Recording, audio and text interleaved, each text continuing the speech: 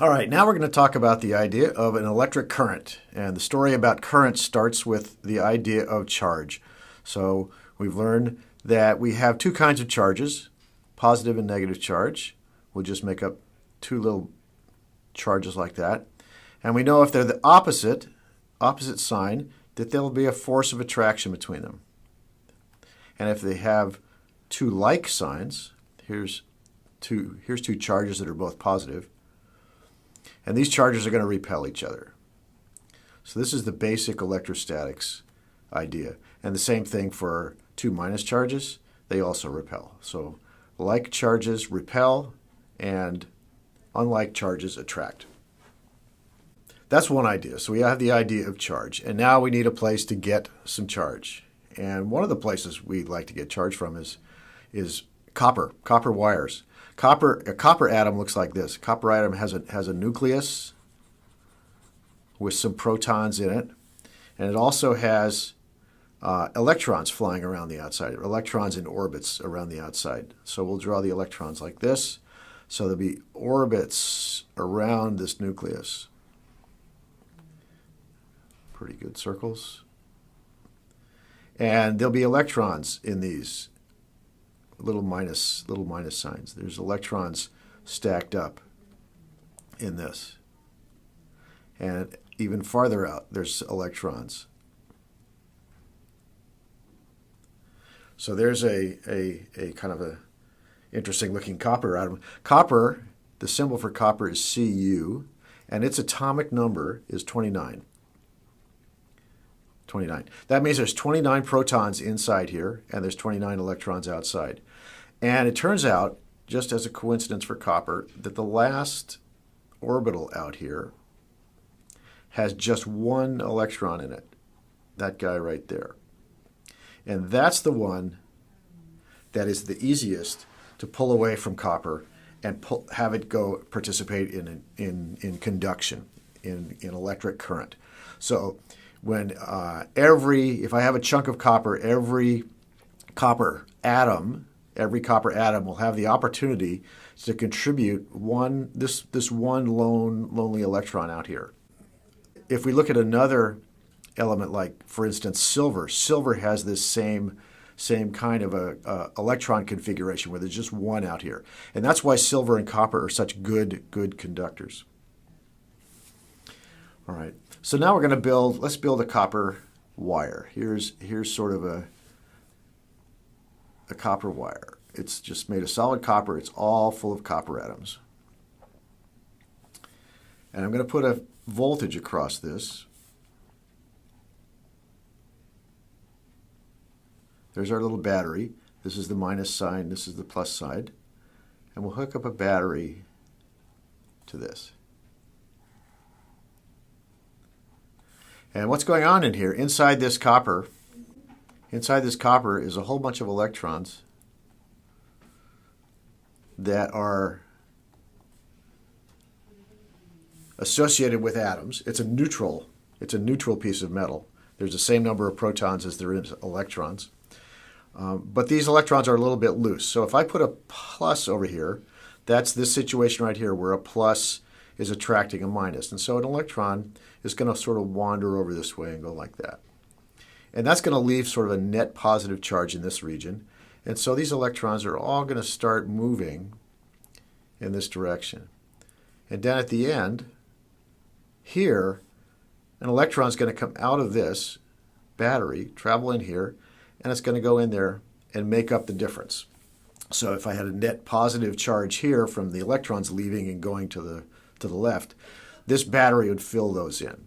And I'm going to get a net movement of charge, of negative charge, around in this direction like this. The question is, well, how do I measure that? How do I measure or give a number to that amount of stuff that's going on? So we want to quantify that. We want to assign a number to the amount of current happening here.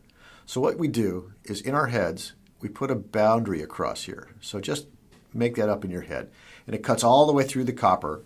And what we know, we're going to stand right here. And we're going to keep our eye right on this boundary down in here. And as we watch, what we're going to do is we're going to count the number of electrons that move by here. And we're going to have a stopwatch, and we're going to time that. And so we're going to get, basically, this is charge.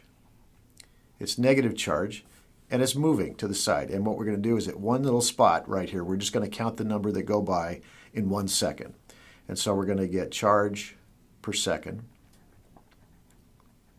And it's going to be a negative charge moving by. And that's what we call current. And it's the same as water flowing by in a river. That's the same idea. All right, now I'm going to set up a different situation that also produces a current. And this time we're going to do it with water and salt. So here's just, let's build a tube of salt water like this. So we're going to pretend this is some tube that's all full of water. I'm also going to put a battery here. Let's put another battery.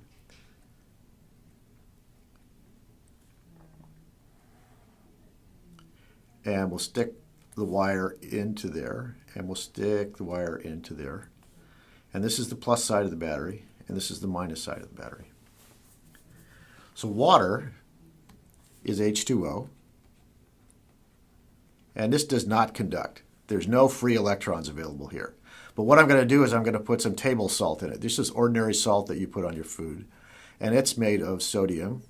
That's the symbol for sodium, and chloride. Cl is chloride. Sodium chloride is table salt. If we sprinkle some table salt into water, what happens is these dissolve, and we get a net plus charge here and a net minus charge on the chlorine.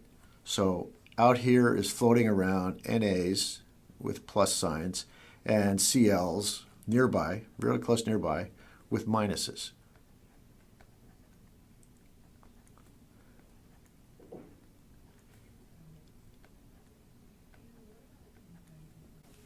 Let's keep it even, all right? Now, when I dip my battery wires into this water, what's going to happen is this plus charge over here from the battery is going to attract the minus Cls. So the Cl is going to move that way a little bit. And over here, the same thing is happening. There's a minus sign here. There's a minus from the battery. And that's going to attract this. And it's also going to repel the Cl minuses. And so what we get is a net motion of positive charge plus Q going this way. And we get minus Q going this way. And how do we measure that current? How do we measure that current? Well, we do it the same way as we did up there with copper. We put a boundary through here in our heads. We stand here, and we watch the charges moving by. And what we're going to get is some sodiums, NAs, moving this way, and chlorines moving this way, just like we showed here. Na moving this way. And so there's going to be plus charges moving through the boundary and minus charges moving through the boundary in the opposite direction. And if I take the total sum of that, for example, if I see one Na go this way and one Cl go this way, that's equivalent to 2 charges moving through the boundary. Hope that makes sense. It's equivalent to 2 charges, one going this way and one going this way. And because they have opposite signs, they add together and make 2 charges. In this case, current